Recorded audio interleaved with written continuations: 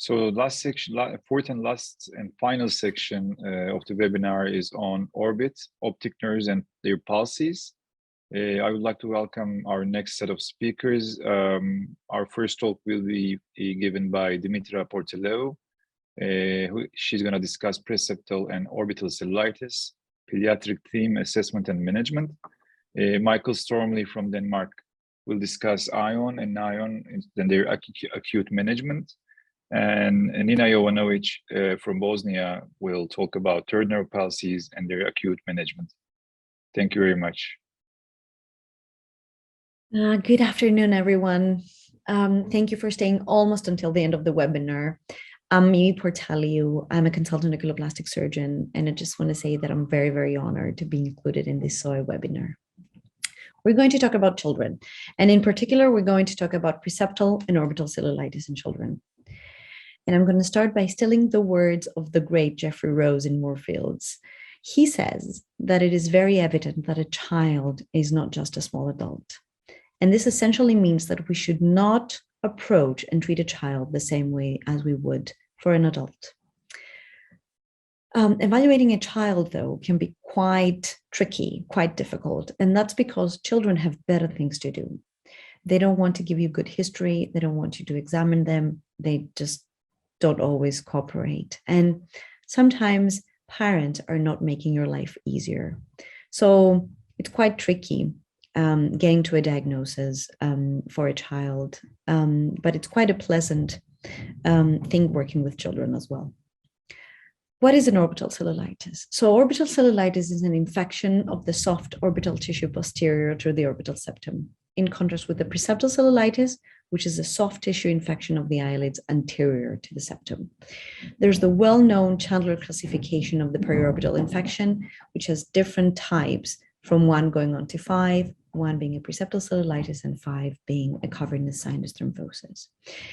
If we're talking about a preseptal cellulitis, we should have a clear event that led to it. If it's a bite from an insect or a sty, a chalazion, or an injury, we should have something. If there's no evidence of an etiology, then we should always proceed with imaging.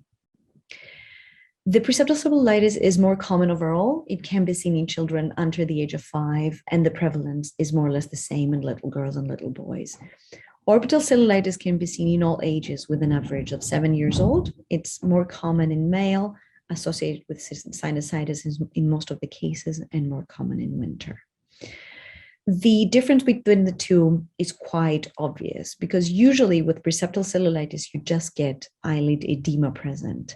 But with orbital cellulitis, you get a child with edema, warmth, tenderness of the eyelid, fever, systemic illnesses, malaise, and then you get vision changes, ophthalmoplegia, proptosis, chemosis, limited extraocular muscle movement, reduced visual acuity, and you might get an array PD. The pathogens. The most common ones include Streptococcus and Staphylococcus, but Haemophilus influenza is quite common in children. And obviously, if it's a fungal infection, Mucor and Aspergillus should be considered. Differential diagnosis, edema from an allergic reaction or an orbital wall infection from sickle cell anemia, or proptosis from pseudotumor or exophthalmos related to thyroid eye disease in children and young adults. Etiology, as said before, 90% of cases, ethmoid sinus infection that extends into the orbit. It could be a dacrocystitis or a dental lapsus that leads to the orbital cellulitis. It could be previous trauma or periorbital surgery, a foreign body. Fungal infection should be considered in this case, or it could be a septic embolization from bacteremia. If it's a preseptal cellulitis, you don't need to do anything further. If it's an orbital cellulitis, you should proceed with blood tests, wound cultures, and imaging. The most appropriate imaging is a CT scan of the orbits and the paranasal sinuses. And if there's evidence of sinusitis, you should include ENT. You should work as a team because usually the drain should be done from the sinuses as opposed to be done through the orbit in this case. You should get cultures. And obviously, if you do get surgical drainage, you should get cultures obtained from the drain. What is important is what's written and underlined in yellow. that the clinical improvement does not correlate accurately with repeat CT scan analysis. And it may take up to 3 days for the scan to improve after we've drained the abscess. So we should not panic. We should just wait and see. If the clinical condition of the child improves, then we shouldn't rush into going into surgery again. So if all that exists, we should manage as Orbital, which means admit, start broad spectrum antibiotics, and check in 24 hours to see if there's an improvement. Surgical management in cases over the age of 9 with frontal sinusitis, large abscesses, recurrent episodes mostly, and evidence of acute optic neuropathy. If there is a sight-threatening condition, we should intervene quickly. Usually surgical intervention is less likely in children under the age of 5 because the infection is caused by one organism, and then IV antibiotics usually are enough to control the infection. Complications include recurrent episodes, which are mostly related with non-bacterial organism, collagen disorders, or any type of immunosuppression. Cavernous sinus thrombosis, it can be a life-threatening condition, intracranial infection, optic nerve damage. This is a very busy slide, which is more like an algorithm of what we've discussed before and what we need to do in cases of orbital cellulitis: admit and treat. And in case of Preseptal, we can send home with oral antibiotics and then review in 24 hours. And this is a very, very nice slide from the East Midlands Emergency Medicine educational media, where it tells you exactly what to look for and where to learn from. So these are a few resources that you can read from. It's really good for trainees just to guide them through how to deal with orbital cellulitis in the emergency room. I just want to thank you for your attention. These are a few photos, not from Switzerland, but from Greece. We had a pretty rough winter this year, so I'm just sharing a few photos with you. Thank you very much for your attention.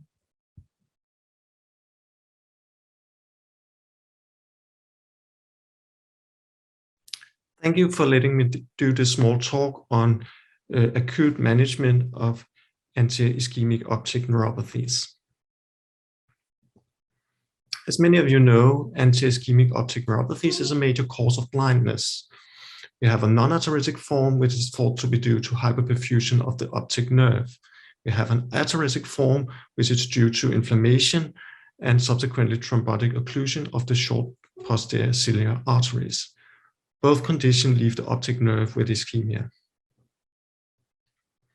We can subdivide ischemic optic neuropathies into different groups. We have an anterior one with papilledema and a posterior one. In this talk, we're going to concentrate on the non-ataritic form and the ataritic anti-ischemic optic neuropathy.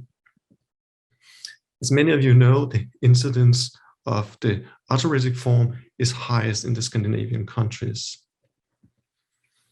The clinical presentation of the ataritic form and visual features include double vision, cranial nerve palsy, amaurosis fugax, and visual loss due to anti-ischemic optic neuropathies.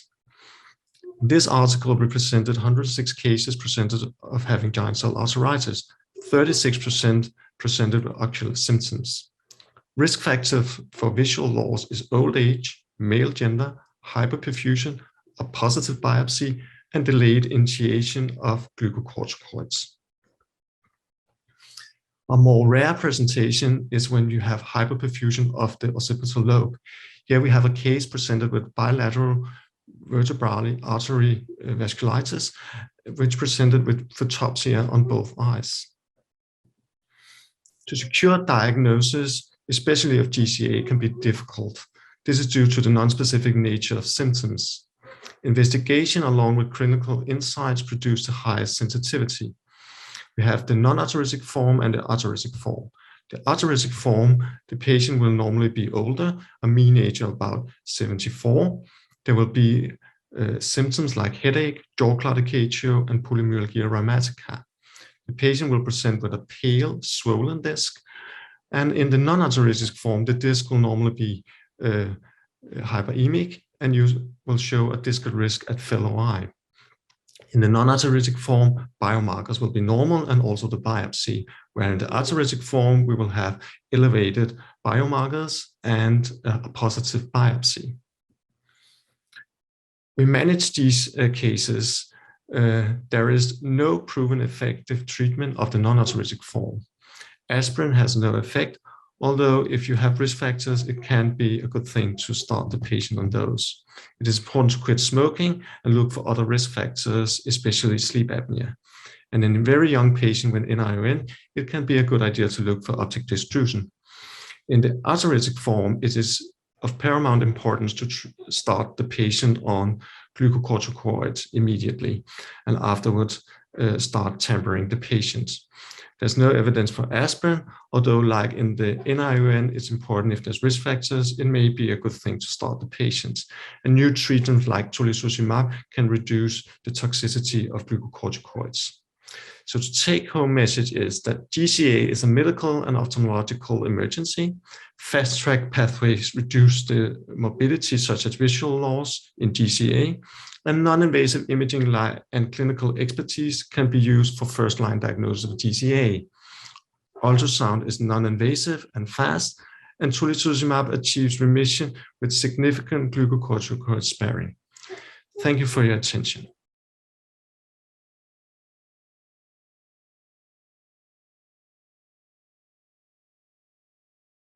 Good afternoon. I would like to thank the organizers for the invitation to present my topic on the cerebral palsy and acute management. The main goal of this presentation is to review different etiologies and clinical manifestations of medical emergency that presents with oculomotor nerve palsy. The function is divided to somatic, affecting voluntary eye muscles, and parasympathetic, that supply ciliary muscle and the sphincter pupillae. Paresis may be partial or complete. Signs of complete palsy are total ptosis, inability to adduct, infraduct or supraduct, dilated pupil, and delayed reaction. The most common causes include raised intracranial pressure that compresses the nerve against the temporal bone, posterior communicating arteries, superior cerebellar and posterior cerebral arteries, aneurysm, cavernous sinus infection, trauma, diabetes, MS, myasthenia gravis, GCA, while in kids the etiology is somewhat different.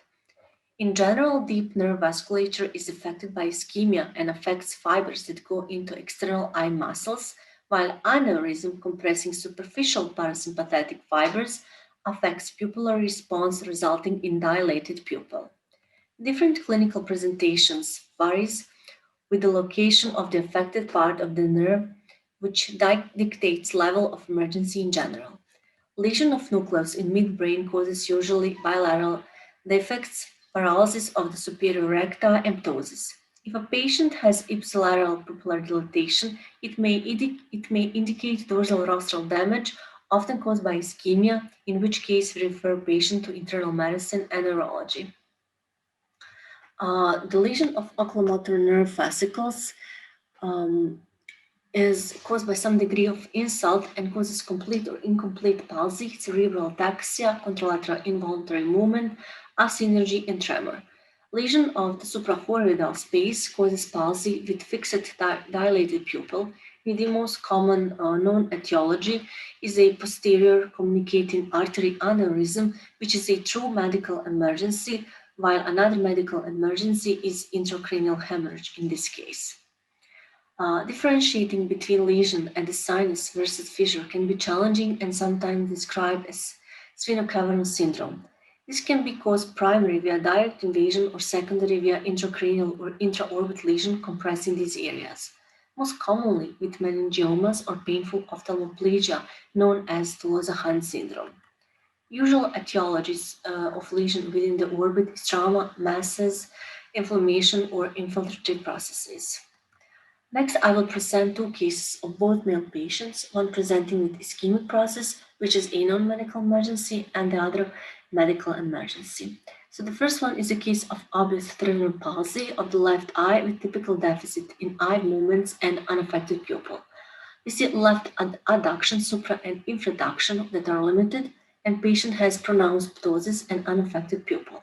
He reported no pain and no diplopia due to ptosis. Imaging methods were obtained and the diagnosis of exclusion was ischemic vascular etiology. The second case shows a male with not so evident signs of adduction and infraduction deficit and only mild ptosis. However, pupil was dilated and unresponsive. He complained of diplopia and periocular pain. This was a medical emergency asking for prompt imaging, which showed nasopharyngeal cancer compressing the nerve. Post-contrast coronal MRI shows an enhancing tumor centered at the clivus with partial right cavernous sinus invasion, and the palsy was the only neuro-ophthalmic feature. So diagnostic and imaging procedures are tomography angiography, MRI, and MRE. However, the gold standard is the digital subtraction angiography, or SDA. Angiographic studies also can be used throughout acute intracranial pathology, especially if ophthalmoplegia is associated with pain. So as a take-home messages, I would like to say that palsy without pupil involvement is most likely to be related to ischemic process, but compression and inflammation should also be considered. Evaluation and management vary according to patient's systemic illnesses, age, and associated symptoms, and basic workup, other than imaging, should include vital signs, complete blood counts, sedimentation rate, CRP, and comprehensive metabolic panel. Thank you for your attention, and these are my references.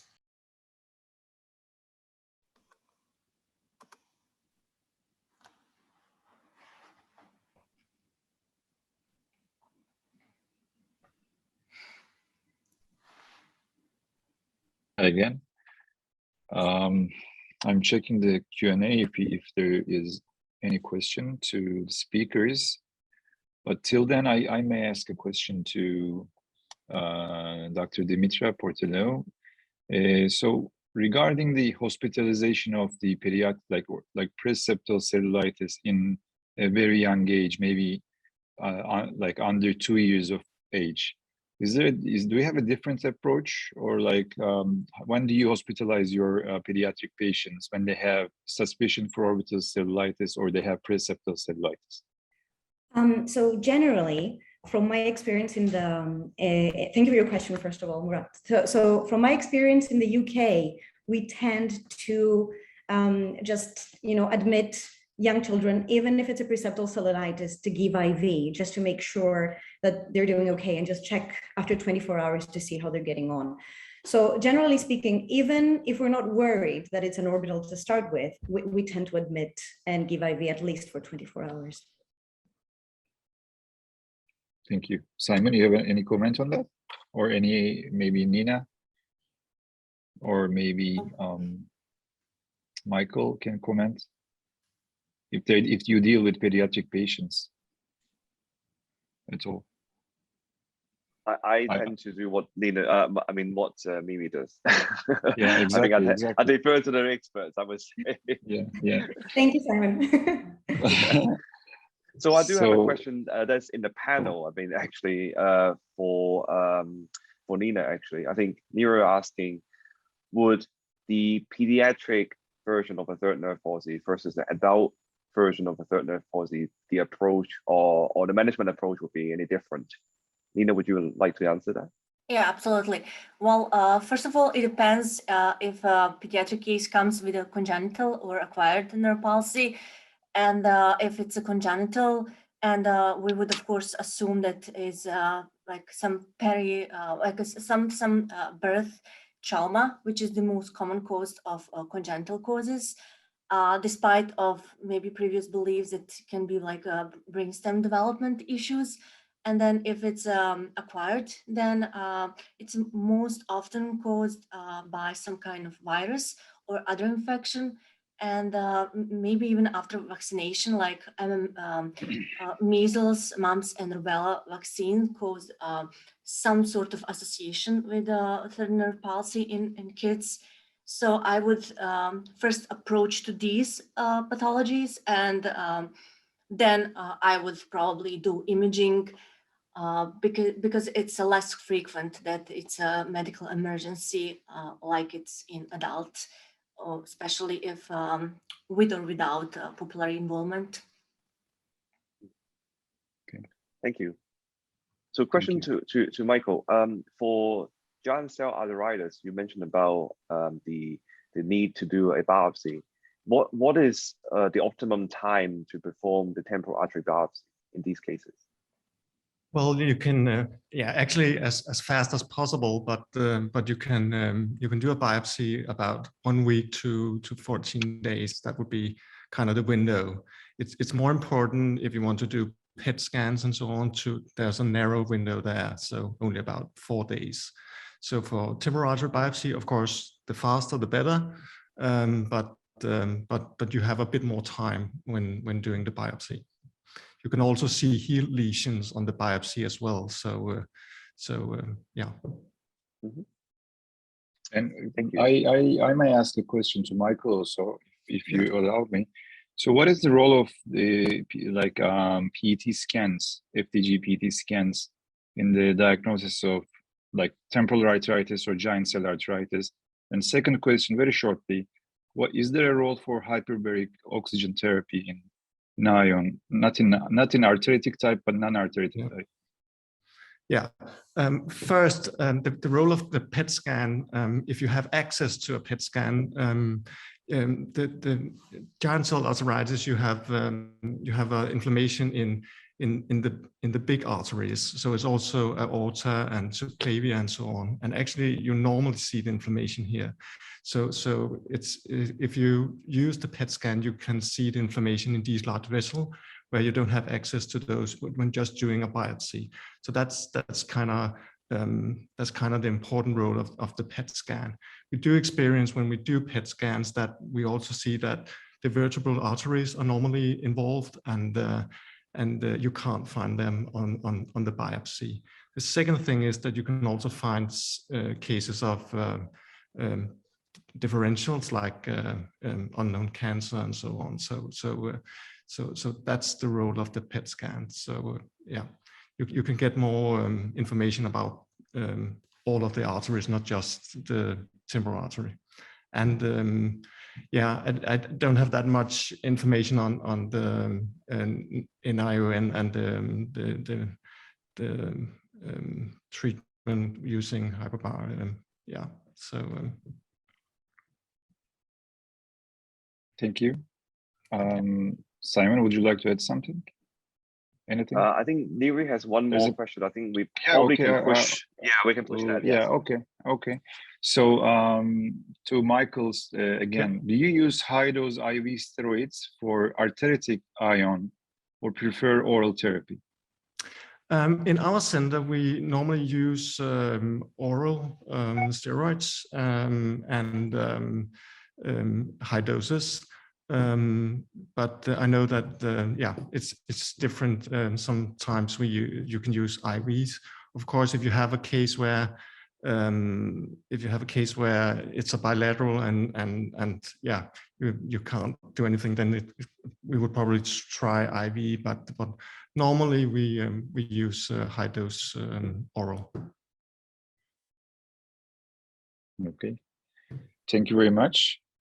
I think there are no further questions, and we are also our time is almost up. So I want to thank all our presenters for sharing their expertise, and to all of you who for your continued support of SOE. I would like to thank the audience for listening us and providing their support to us. So Simon. Yeah, so again, thank you very much. Today's webinars has been recorded and it will be available via the SOE website shortly. There will be a short survey at the end of the webinar. Please take time to complete this so that we can know how we can improve our next sessions. I hope today's presentations are helpful. And again, thank you all for your time today, and please stay safe and healthy in this time and day. On behalf of my co-moderator, Murat Hasanoglu from Koç University, Istanbul, this is Simon Fang from UCLA. We are signing off. Thank you.